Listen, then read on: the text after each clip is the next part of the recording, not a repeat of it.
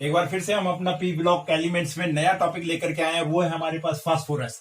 देखिए बेटा, ग्रुप 15 हमारा चल रहा है पी ब्लॉक में, और ग्रुप 15 में हमने नाइट्रोजन यानी ग्रुप 15 के यौगिक जितने भी तत्व हमारे पास हैं उनके हमने पूरे लक्षण पढ़ लिए हैं, और साथ में हमने नाइट्रोजन क्लियर किया। नाइट्रोजन के यौगिक हमारे क्लियर हो गए अमोनिया एंड ओस्टवाल्ड मेथड के द्वारा। मैंने आपको HNO3 बनाना सिखाया, और अमोनिया नाइट्रोजन के ऑक्साइड्स भी हमारा कॉन्सेप्ट क्लियर हो गया, पूरे के पूरे टॉपिक क्लियर। अब हमारे पास ग्रुप 15 का दूसरा जो तत्व है वो फास्फोरस है, और फास्फोरस अनदर इंपॉर्टेंट है हमारे पास। और फास्फोरस के बारे में ये है कि ग्रुप 15 में जो सबसे ज्यादा एक्टिव अगर कोई तत्व है, क्रियाशील जो तत्व है, वो आपका फास्फोरस है। क्यों होता है ये एक्टिव?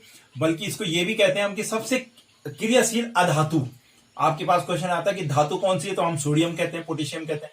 लेकिन अधातु जब पूछी जाती है कि सबसे क्रियाशील अधातु कौन सी, तो कहा जाता है फास्फोरस अधातु के रूप में बहुत क्रियाशील होता है। उसका कारण क्या है, उसके कारण को हम जानेंगे। लेकिन बेटा हमारे पास है फास्फोरस पी ग्रुप 15 में, और यहां पर ग्रुप 15 में, और देन आफ्टर जो फास्फोरस हम पे है उसमें हमारे पास फास्फोरस के अपर रूप है। आपके पास जो बोर्ड एग्जामिनेशन में है उसमें फास्फोरस के अपर रूप है, फास्फोरस के हैलाइड्स हैं, वो हम पढ़ेंगे। फास्फोरस के ऑक्साइड है यानी ऑक्सो अम्ल है, ये इंपॉर्टेंट टॉपिक है। तो पहले हम पढ़ रहे हैं कि फास्फोरस किस रूप में रहता है। फास्फोरस अपने एलोट्रॉपिक रूप में रहता है, जिसको हम allotropic form of the phosphorus कहते हैं। फास्फोरस अपने अपर रूपों के रूप में पाया जाता है, क्रियाशील होने के कारण अपर रूपों में पाया जाता है। कौन कौन से अपर रूप है उसके? श्वेत फास्फोरस यानी व्हाइट फास्फोरस है, रेड फास्फोरस है, ब्लैक फास्फोरस है, वॉलिड फास्फोरस भी होता है, बैंगनी। लेकिन आपके कोर्स में हमारे पास श्वेत है, रेड है एंड ब्लैक फास्फोरस है। हमें ये तीन अपर रूप पढ़ने हैं फास्फोरस के, और उसमें भी सबसे इंपॉर्टेंट जो है आपके पास वो व्हाइट फास्फोरस है। क्या है? इसकी रिएक्शन आती है, इसकी क्रियाशीलता आती है, यही इसमें ज्यादातर पूछा जाता है। आइए बेटा थोड़ा जाने, क्योंकि red and white phosphorus main है, ब्लैक फास्फोरस इन्हीं से इसका निर्माण होता है ब्लैक का। तो आइए व्हाइट एंड जो रेड फास्फोरस है उसके बारे में थोड़ा कंपैरेटिव स्टडी करते हैं। व्हाइट फास्फोरस को हम येलो फास्फोरस भी कहते हैं, क्योंकि ये क्रियाशील होता है। क्रियाशील होने के कारण ये अभिक्रिया करके किसमें चेंज हो जाता है, इसका कलर येलोइश हो जाता है, यानी येलो कलर हो जाता है। व्हाइट के बाद किसमें हो जाता है? तुरंत ये येलो कलर का भी होता है, इसलिए इसको व्हाइट अब्लिक येलो फास्फोरस भी कहते हैं। मैंने लिखा है white P oblique yellow P, P for phosphorus है, ध्यान रखिएगा जरा। शॉर्ट में लिखा है P, P for phosphorus. Yellow white oblique yellow phosphorus and red phosphorus में कंपैरेटिव स्टडी करते हैं। आइए बेटा पॉइंट नंबर 1, जो ये व्हाइट फास्फोरस होता है ये श्वेत कलर यानी व्हाइटी कलर का मोम जैसा होता है। ठीक है, श्वेत कलर का ही होता है, और मोम जैसा सॉलिड है। कैसा है? मोम के जैसे व्हाइट रंग का सॉलिड होता है। कौन? हमारा व्हाइट फास्फोरस। जबकि रेड फास्फोरस हमारा लोहे की जैसा चमक वाला होता है, लोहे की जैसी चमक होती है, धूसर चमक जो होती है लोहे की, उसके जैसे हमारा लाल लाल चमक जिसे हम कहते हैं, उसकी जैसी चमक हमारी क्या होती है? रेड फास्फोरस में होती है ना। पॉइंट नंबर 2, पहला है ये ठोस है, ठीक है ना, अर्श्वेत है। यहां विषैला जल में अविलय, लेकिन कार्बन डाइसल्फाइड में विलय होता है। देखिए विषैला होता है, नेचर से क्या है? विषैला है। मैंने आपको पहले कहा ये क्रियाशील है, तो इट मीन ये अभिक्रियाएं बहुत जल्दी करता होगा किसी से भी, तो इट मीन ये विषैला किसी पदार्थ का निर्माण करता होगा। तो ये विषैला है, ये जल में अविलय है, पानी में नहीं घुलता, लेकिन कार्बन डाइसल्फाइड में घुल जाता है। CH2 में ये क्या होता है? घुल जाता है कार्बन, और डाइसल्फाइड में ये क्या होता है? घुल जाता है, विलय होता है। जबकि ये न तो विषैला है यानी अविषैला है, इसमें कोई पॉइजनस नहीं होती है, ये पानी में भी और कार्बन डाइसल्फाइड्स में भी अविलय रहता है, यानी उसमें डिजोल्व नहीं होता। जबकि ये क्या है? पानी में अविलय है, और CH2 में क्या है? विलय है। ये दोनों में अविलय है, और ये विषैला भी नहीं होता। ये अंधेरे में दीप्त यानी ग्लो, इसमें चमक उत्पन्न होती है। अंधेरे में जो व्हाइट फास्फोरस है इसमें चमक होती है, इसमें कोई ग्लो उत्पन्न नहीं होता, कोई चमक दीप्त उत्पन्न नहीं होती है। ये क्रियाशील है, बहुत क्रियाशील है। और NaOH के सॉल्यूशन में पानी के साथ में बॉइल करने पर NaOH के सॉल्यूशन बहुत इंपॉर्टेंट रिएक्शन है, इसलिए मैं ये टॉपिक यहाँ पे डिस्कस कर रहा हूं। आगे आपके पास आएगा जब इसके यौगिक में हम फॉस्फीन पढ़ेंगे, लेकिन यहीं से मैं आपको उस रिएक्शन को याद कराने के लिए यहाँ पे से डिस्कस कर रहा हूं कि ये बॉइल्ड वाटर में पानी के साथ बॉइल करने पे NaOH के सॉल्यूशन में पानी के साथ बॉइल करने पर PH3 बनाता है। हाइड्राइड पढ़ा था ना आपने, हमने नाइट्रोजन के hydride, phosphorus hydride, PH3, NH3, AH3, ये हाइड्राइड, इसको फॉस्फीन कहते हैं। क्या कहते हैं? यौगिक है ये फास्फोरस का, क्या यौगिक? फॉस्फीन है। गैस होती है एक जहरीली, और कम स्थायी होता है। ये तो इंपॉर्टेंट है। इसकी रिएक्शन मैंने नीचे लिखी हुई है, थोड़ा इसमें नजर मारे। फास्फोरस आपको पता टेट्राहेड फॉर्म में होता है, तो 4 अणु के रूप में होता है, ठीक है। और NaOH से और पानी से अभिक्रिया करके जब इसको हीट किया जाता है, गर्म किया जाता है, तो ये फॉस्फीन गैस बनाता है। क्या बनाता है?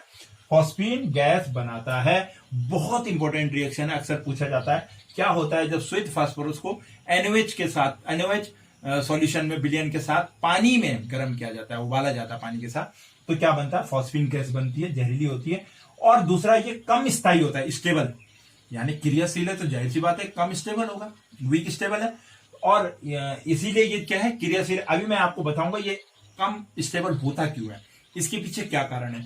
आइए जरा, लाल फास्फोरस में ये क्रियाशील, बहुत कम क्रियाशील होता है और ये स्थायी होता है। जब क्रियाशील ही नहीं है तो इट मीन्स ये इसके मुकाबले क्या होगा? स्टेबल होगा। किसके मुकाबले? व्हाइट फास्फोरस के मुकाबले रेड फास्फोरस से। तो बेटा थोड़ा टॉपिक्स है, इन टॉपिक्स पे आपको ध्यान रखना है। ये भी ठोस है, ये भी है, ये व्हाइट है, ये रेड लोहे जैसे धूसर कलर है। ये जल में अविलय है, लेकिन ये जल और CH2 में भी अविलय है। ये विषैला है, ये अविषैला है।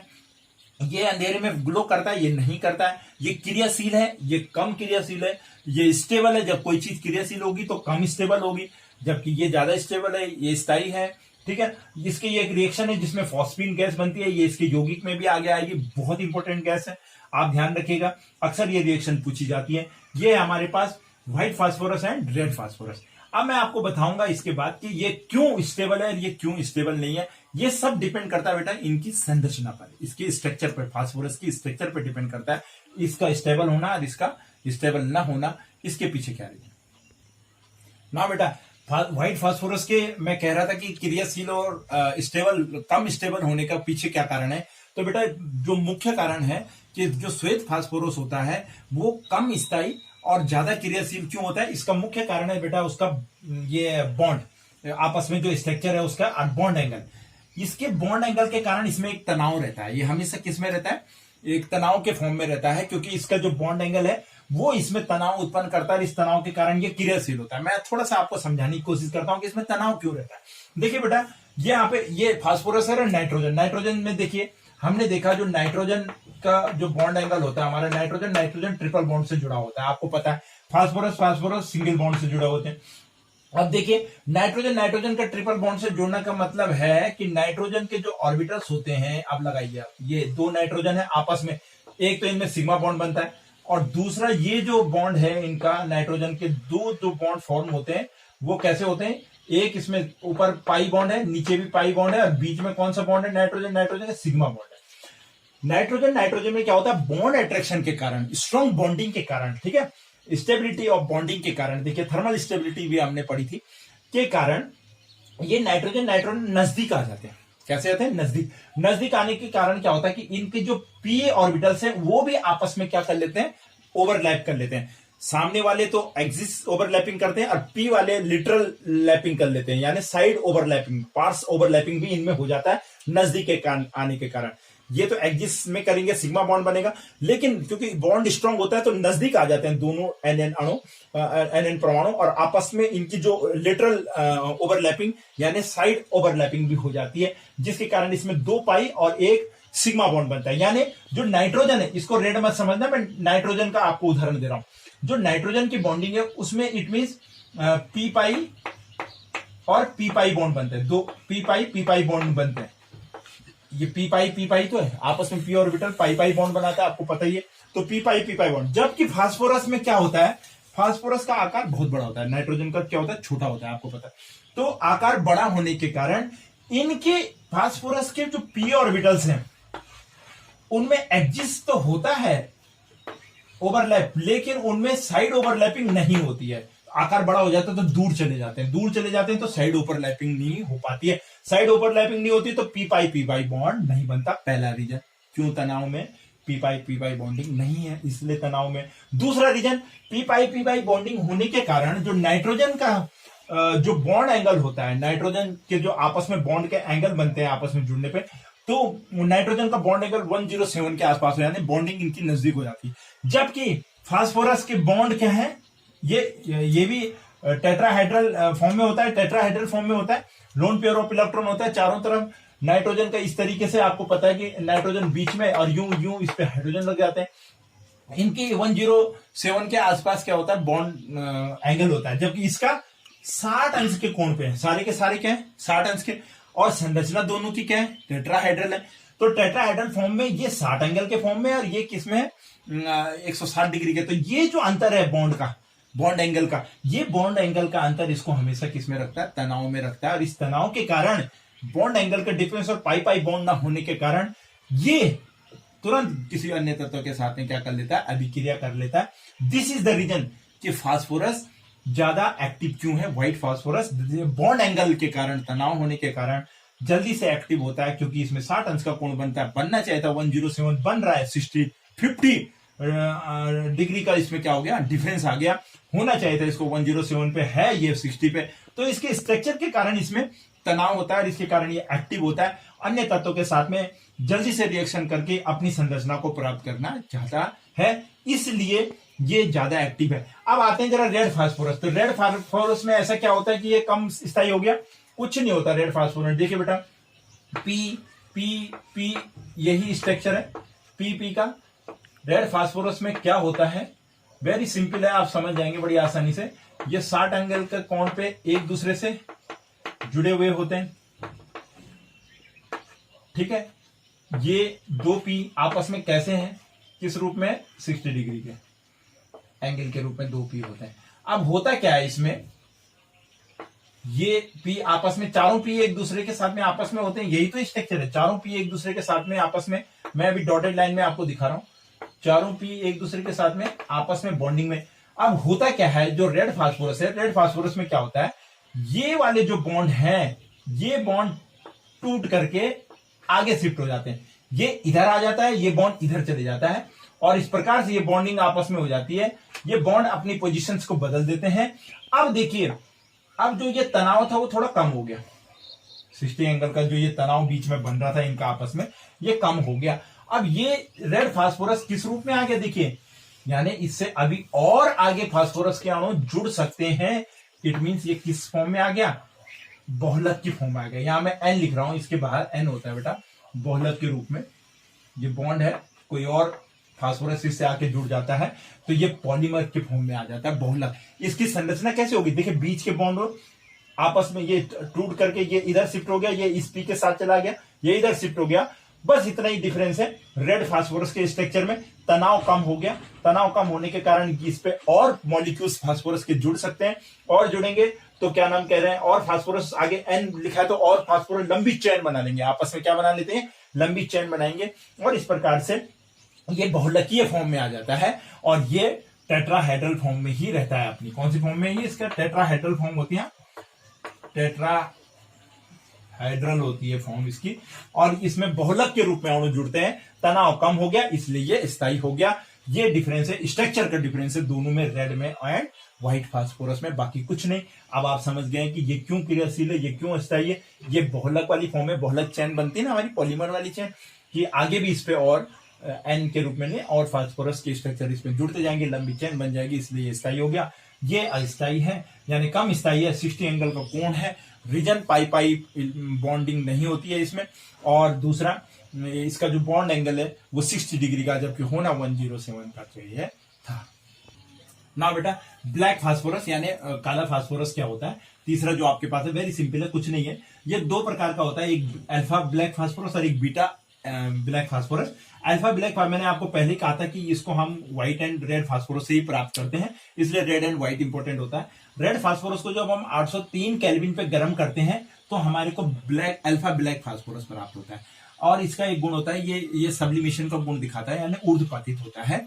रेड फास्फोरस को 803 केल्विन पे गर्म करके अल्फा ब्लैक प्राप्त होता है, और बीटा ब्लैक व्हाइट फास्फोरस को 473 केल्विन पर और हाई प्रेशर पर जब हम गर्म करते हैं तो हमको ब्लैक फास्फोरस प्राप्त होता है। और ये इसको 673 केल्विन तक भी गर्म करने पे ये जलता नहीं है, लेकिन ये 803 केल्विन, ये 473 के, ये रेड फास्फोरस से बनता है, ये व्हाइट फास्फोरस से बनता है। ये है हमारे पास बेटा 3 फास्फोरस के 3 एलोट्रॉपिक फॉर्म है, जिसमें व्हाइट हमने पढ़ा, रेड हमने पढ़ा और ब्लैक। और ध्यान रखिएगा, व्हाइट एंड रेड में जो 2-3 चीजें मैंने आपको इंपॉर्टेंट बताई, एक तो उसकी स्टेबिलिटी, वो स्ट्रक्चर के कारण क्यों होता है, रेड क्यों नहीं होता, वो मैंने आपको क्लियर कराया। दूसरा कि क्रियाशीलता का कारण उसका बॉन्ड एंगल ने आपको क्लियर कराया। और एक इंपॉर्टेंट रिएक्शन आपको बताई मैंने, फॉस्फीन जिसमें बन रही है, वो आगे भी आएगी, उसका आपको ध्यान रखना है ना बेटा। फास्फोरस के हाइलाइट्स है हमारे पास, है फास्फोरस के हाइलाइट्स। ठीक है बेटा, अभी हमने रेड एलोट्रॉपी पढ़े, red phosphorus, black phosphorus and white phosphorus. अब हमारे पास है फास्फोरस हाइलाइट्स कि फास्फोरस हेलोजनों से कैसे अभिक्रिया करते हैं। तो देखिए बेटा, मैंने आपको शुरू में भी पढ़ाया था, जब इस चैप्टर के 15 ग्रुप के मैं आपको प्रॉपर्टीज पढ़ा रहा था कि हाइलाइट्स कैसे बनाते हैं। तो फास्फोरस ही है जो pH3 एंड pH5 टाइप का हाइलाइट भी बनाता है।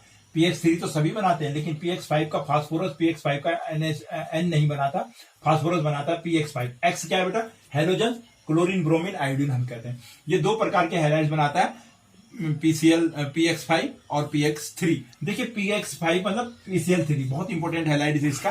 फास्फोरस ट्राइक्लोराइड कैसे बनता है, जब श्वेत फास्फोरस की क्लोरीन से अभिक्रिया कराई जाती है तो आपको क्या बनता है, PX3 टाइप का इसका हाइलाइट PCl3 बनता है। श्वेत फास्फोरस की क्लोरीन के अधिक से अभिक्रिया कराने पर हमको फास्फोरस ट्राइक्लोराइड प्राप्त होता है। पहला है, सिंपल है। दूसरा हमारे पास ये थायोनिल क्लोराइड से जब अभिक्रिया करता है, श्वेत फास्फोरस जब thionyl chloride SOCl2 thionyl chloride से अभिक्रिया करता है तो PCl5 बनता है, SO2 बाहर निकलती है, H2Cl2 बाहर निकलती है।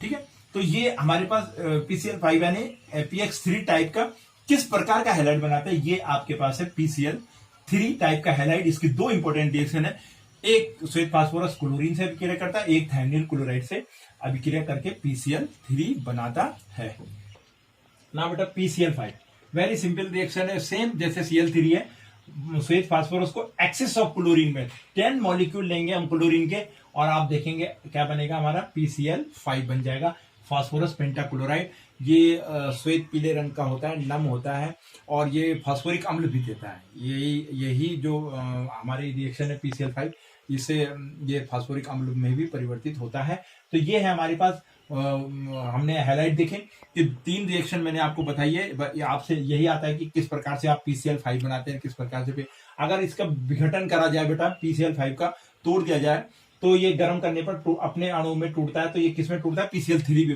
तोड़ करके क्या बना लेता है, PCl3 बनाता है। विखंडन करने पे ये PCl3 में कन्वर्ट हो जाता है PCl5। ये 2 हैलाइट्स थे हमारे पास फास्फोरस के। तो यहां पर बेटा हमने फास्फोरस के हाइलाइट्स के बारे में पढ़ा, फास्फोरस के अपर रूप के बारे में पढ़ा। आप इनको ढंग से देखिए, अच्छे से इसको पढ़िए, अच्छे से अपने नोट्स तैयार करिए। मैं नोट्स आपके लिए भेज रहा हूं, और साथ ही साथ नेक्स्ट जो हमारे पास इसका टॉपिक आएगा, नेक्स्ट वीडियो जो मैं आपको अपलोड करूंगा, जरूर देखिएगा उसको, क्योंकि उसमें हम बनाएंगे फास्फोरस के ऑक्सो अम्ल। और आपके पास बोर्ड का एग्जाम है, फास्फोरस के ऑक्सो अम्ल कैसे बनते हैं, बहुत इंपॉर्टेंट है। आप देखिएगा, हम ऑक्सो अम्ल के स्ट्रक्चर बनाना सीखेंगे।